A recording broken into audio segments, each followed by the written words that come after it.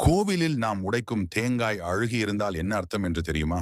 பொதுவாகவே நாம் அனைவரும் சாமிக்கு உடைக்கும் தேங்காயை கடையில பார்த்து பார்த்து தான் வாங்குவோம். ஏன்னா சாமிக்கு உடைக்கும் போது அது நல்லதாக இருக்க வேண்டும் என்பதற்காக.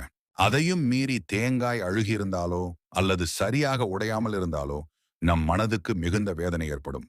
இவ்வாறு இருந்தால் என்ன அர்த்தம் என்று முதலில் தெரிந்து கொள்வோம்.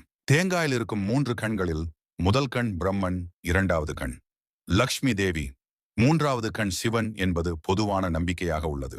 இத்தகைய சிறப்பு வாய்ந்த தேங்காய் சாமிக்கு உடைக்கும் போது அழுகியிருந்தால் நமக்கு மிகவும் வருத்தமாக இருக்கும்.